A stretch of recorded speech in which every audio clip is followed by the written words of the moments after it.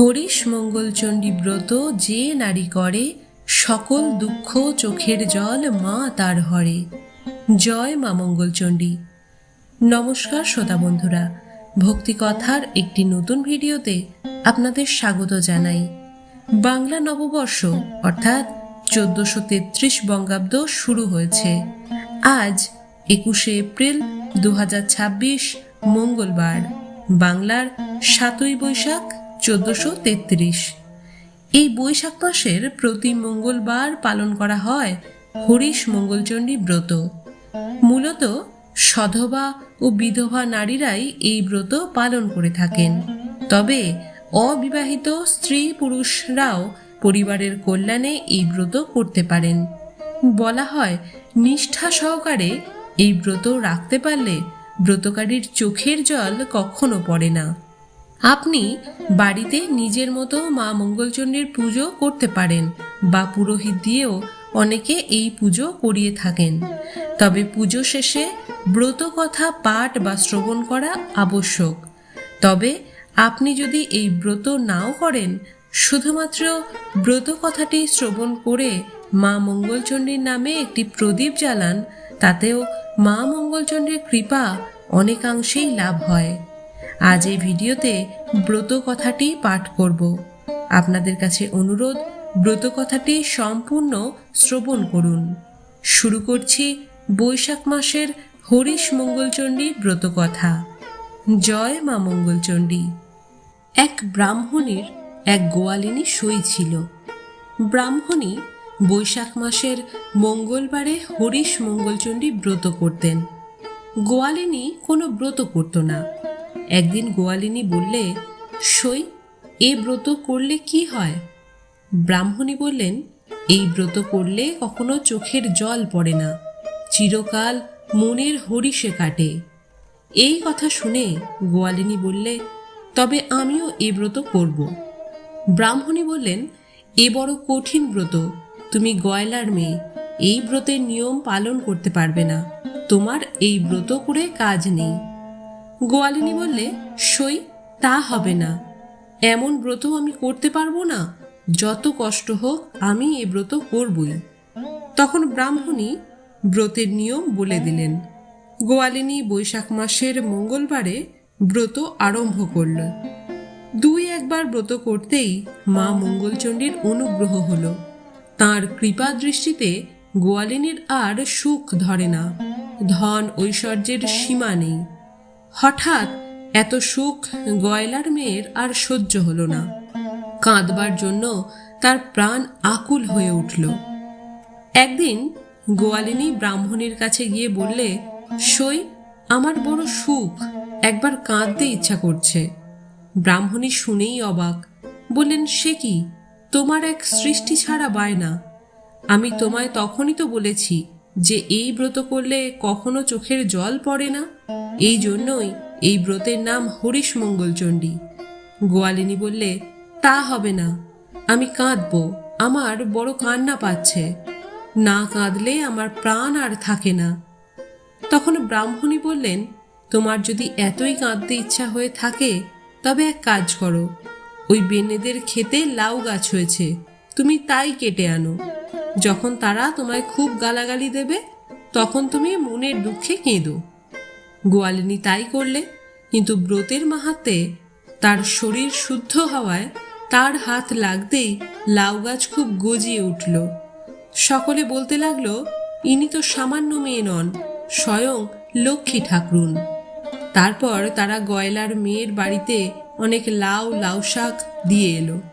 গোয়ালিনীর আর কাঁদা হলো না। সে ব্রাহ্মণীর কাছে গিয়ে বললে, সই, সব উল্টো হলো, লাউ গাছ আরও গজিয়ে উঠল, তারা সব লাউ শাক আমাকে দিয়ে গেল, এতে সুখ আরও বেড়ে গেল, সই, আমার তো কাঁদা হলো না। ব্রাহ্মণী বললেন, তাই তো, তবে আর এক কাজ করো, রাজার হাতিটা মারা গেছে, সেটা পাঁদারে পড়ে আছে, তুমি ওই হাতিটার গলা ধরে মরা কান্না কাঁদোগে। সে তাই করল, কিন্তু ব্রতের মাহাত্ম্যে তার হাত হাতির গায়ে লাগতেই হাতিটা বেঁচে উঠল। সকলে আশ্চর্য হয়ে বললে, ইনি তো সামান্য মেয়ে নন, স্বয়ং ভগবতী। রাজা এসে গোয়ালিনীর অনেক স্তব স্তুতি করতে লাগলেন। তারপর সোনা দানা হাতি ঘোড়া দিয়ে গোয়ালিনীর বাড়ি ঘর ভরিয়ে দিলেন। এবারও গোয়ালিনীর সুখ বেড়ে গেল, আর কাঁদা হলো না। তখন সে আবার ব্রাহ্মণের কাছে গিয়ে বললে, সই, আমার যে ক্রমাগতই সুখ বেড়ে যাচ্ছে, কাঁদা তো হলো না। ব্রাহ্মণী সব শুনে বললেন, তাই তো। আচ্ছা, আর এক কাজ করো, যদি তোমার এতই কাঁদতে ইচ্ছা হয়ে থাকে তাহলে সাপের বিষ মাখিয়ে লাড্ডু তৈরি করে তোমার মেয়ের বাড়ি পাঠিয়ে দাও। গোয়ালিনী তাই করলে। সত্যি সত্যি লাড্ডু তৈরি হলো, তাতে বিষ মাখিয়ে ছেলেকে দিয়ে মেয়ের বাড়ি পাঠিয়ে দিলে। ছেলে হাঁড়িটা নিয়ে যেতে যেতে বৈশাখ মাসের দারুণ রোদে ঘেমে আর চলতে পারল না। না পেরে একটা পুকুর পাড়ে হাঁড়ি রেখে নাইতে গেল। মা মঙ্গলচণ্ডী দেখলেন আমার ভক্তের দুর্মতি হয়েছে, তবে যতদিন আমার ব্রত করবে ততদিন ওর চোখের জল ফেলতে দেব না। এই বলে তিনি অমৃত দিয়ে বিষের লাড্ডু অমৃতের লাড্ডু করে দিলেন। ছেলে স্নান করে উঠে হাঁড়ি থেকে একটা লাড্ডু বের করে খেয়ে বললে, আহা, মা আমার এমন লাড্ডু তৈরি করতে জানেন, দিদি খেয়ে কতই সুখ্যাতি করবে। এই বলে সে পুকুর থেকে জল খেয়ে সেই হাঁড়ি নিয়ে দিদির বাড়ি গেল। গিয়ে বললে, দিদি, মা কেমন চমৎকার লাড্ডু তৈরি করে দিয়েছেন, খেয়ে দেখো। মেয়ে, জামাই ও বাড়ির সকলে সেই অমৃতের লাড্ডু খেয়ে খুব সুখ্যাতি করতে লাগলো। সকলে ধন্যি ধন্যি করতে লাগলো। এদিকে গোয়ালিনী কাঁদবার জন্য এলো চুল করে হাঁ করে পথ পানে চেয়ে আছে, কখন ছেলে এসে কাঁদতে কাঁদতে বলবে যে মা, দিদি মরে গেছে। কিন্তু হায় হায়, সকলই উল্টো হলো। খানিক পরে ছেলে এসে বললে, মা, কি চমৎকারী লাড্ডু করেছ। বাড়ি শুদ্ধ লোকে খেয়ে কত সুখ্যাতি করতে লাগলো, তারা আবার চেয়েছে। আমাকে ওই রকম লাড্ডু করে দাও মা। গোয়ালিনী বললে, সর্বনাশ, কিছুতেই কাঁদা তো হলো না। তখন সে রেগে সইয়ের কাছে গিয়ে বললে, সই, এ কি হলো, কিছুতেই কাঁদতে পেলুম না। এবার না কাঁদতে পেলে আমি মরে যাব। ব্রাহ্মণী বিরক্ত হয়ে বললেন, এক কাজ করো, তুমি আর মঙ্গলবার করো না। গোয়ালিনী বললে, সেই ঠিক, কাল মঙ্গলবার, কাল থেকে আর পুজো করছি না। এই ঠিক করে গোয়ালিনী মঙ্গলবারের ব্রত উপবাস বন্ধ করে দিল। মা মঙ্গলচণ্ডী বিরূপ হলেন। অমনি তার লোকজন, হাতি ঘোড়া, ছেলে মেয়ে সব মরে গেল।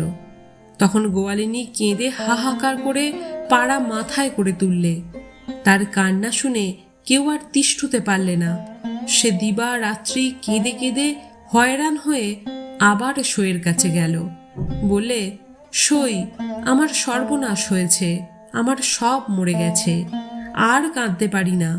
আমার একই হলো সই, তুমি রক্ষা করো। ব্রাহ্মণী বললেন, সে কি, তোমার এতদিনের স্বাদ এখন প্রাণ ভরে কাঁদো। গোয়ালিনী বললে, আমার প্রাণ ফেটে যাচ্ছে, আর কথা কইতে পারছি না, তুমি আমায় বাঁচাও, নইলে এই দেখো আমিও মরি।